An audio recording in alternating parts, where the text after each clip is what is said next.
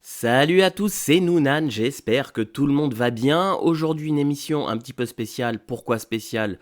Parce que je vais parler d'un film d'actualité, ça je le fais pas souvent, et surtout je vais quand même critiquer, et ça je le fais quasiment jamais.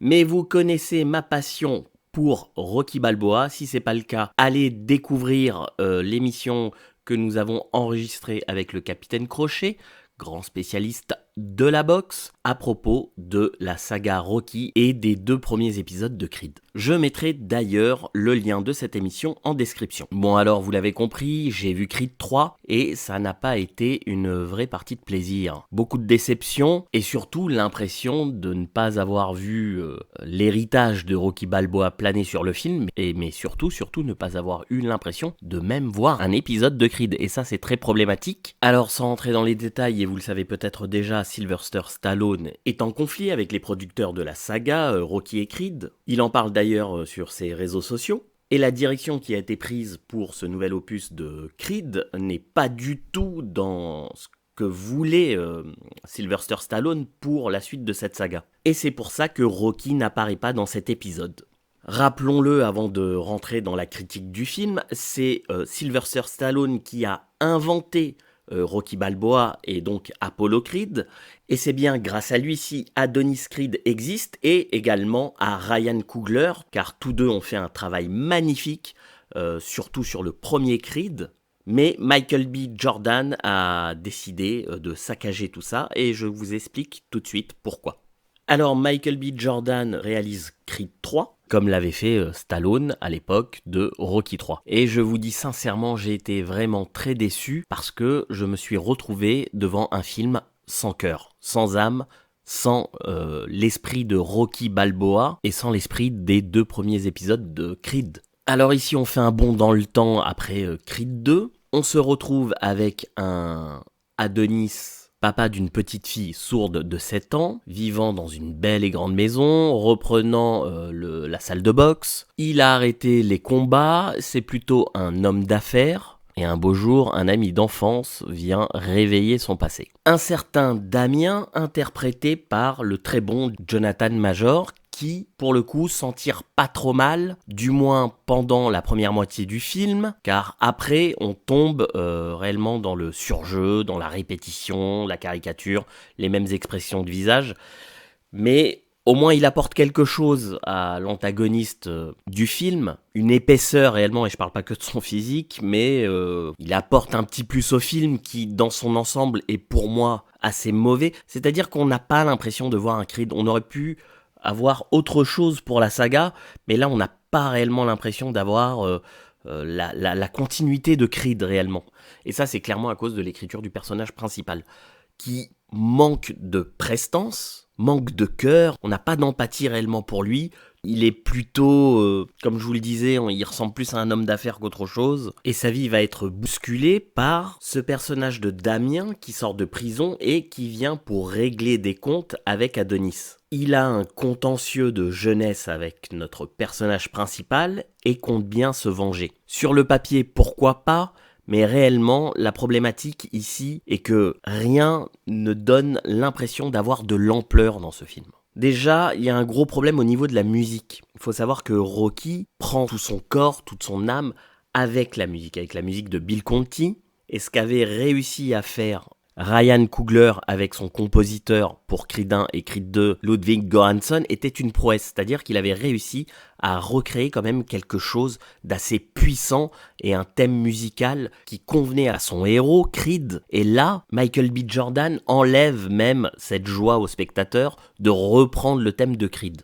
C'est-à-dire il n'y a plus Rocky Balboa, il n'y a plus le thème créé pour le personnage principal de Creed. Qu'est-ce qui reste à ce film ? Il reste une impression d'un clip de rap, parce que la musique de hip-hop, qui était très bien incorporée dans le 1 et le 2, ici est omniprésente. C'est très frime, c'est des personnages très tocs, superficiels, ça crâne beaucoup, on a l'impression d'avoir affaire à des ados qui sont en train de s'embrouiller, c'est naze. L'écriture se veut jeune, alors ça nous donne du respect à tout bout de champ et du je gère, tu gères, j'aurais mieux géré, Ah, ils nous le mettent à toutes les sauces, toutes les conjugaisons, c'est je gère et respect. Et on a envie de dire à Michael B. Jordan, mais apprends déjà à gérer ton script, ton film. Donc ça se veut un petit peu jeune et branché, et en fait c'est ultra stéréotypé. Alors le stéréotype peut avoir un intérêt quand il est bien amené, et quand on a un acteur de la trempe de Sylvester Stallone, ou encore Carl Weathers qui a interprété Apollo. Côté combat, on a quelque chose d'un peu plus travaillé.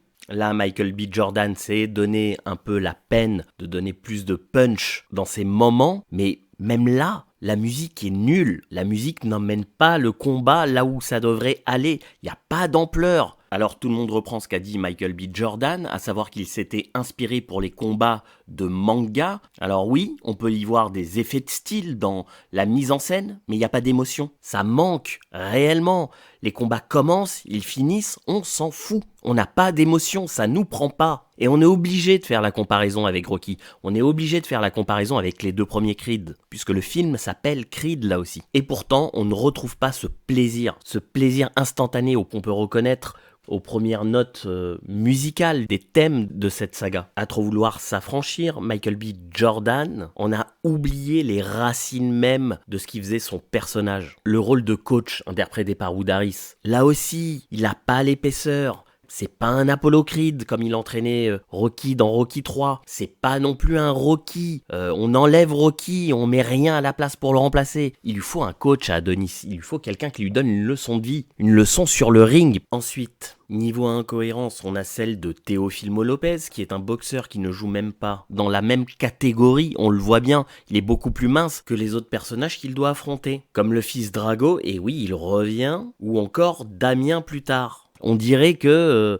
Michael B. Jordan se fout complètement même du spectateur, de ce qu'on peut penser. Peu importe la cohérence. C'est quand même gênant de voir un adversaire en boxe qui vraisemblablement ne joue pas dans la même catégorie que la personne qu'il a en face de lui. Le training montage, là encore, le moment de bravoure de cette saga est emmené toujours par une musique entraînante. Alors là, il y a un petit morceau de rap, franchement ça démarre bien, mais pareil, ça s'éteint très vite, on s'en fout.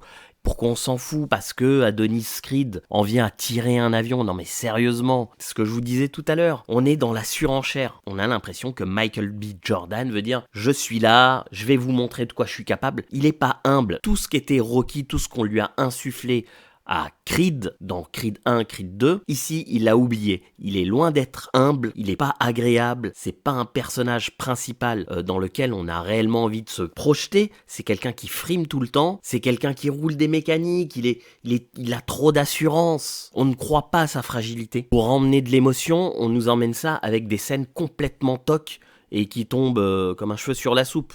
Attention, gros spoil, sa mère adoptive, Felicia Rashad, qui est géniale dans les deux premiers Creed, ici, mais sérieusement, on l'a fait mourir d'un AVC, elle se retrouve à l'hôpital, on sait même pas pourquoi, ça n'a aucun intérêt, on dirait qu'on a tout bien listé pour coller à une identité comme dans Rocky 3 où Mickey décède.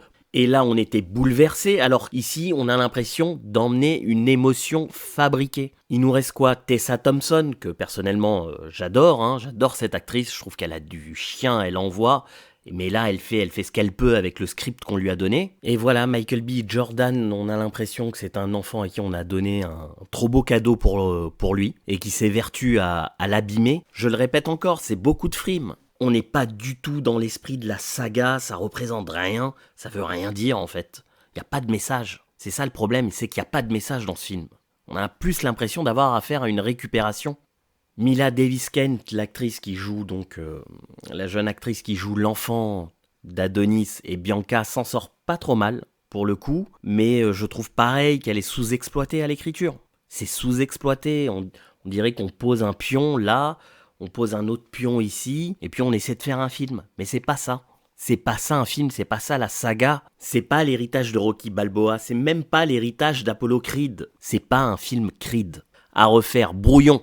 Voilà, je suis très déçu qu'on ait abîmé une franchise à laquelle je tenais réellement, une franchise qui avait du cœur, et ici, qui en est complètement dénuée. Écoutez, voilà, l'émission touche à sa fin. N'hésitez pas à me laisser des commentaires, c'est important pour savoir ce que vous en pensez. Likez, partagez.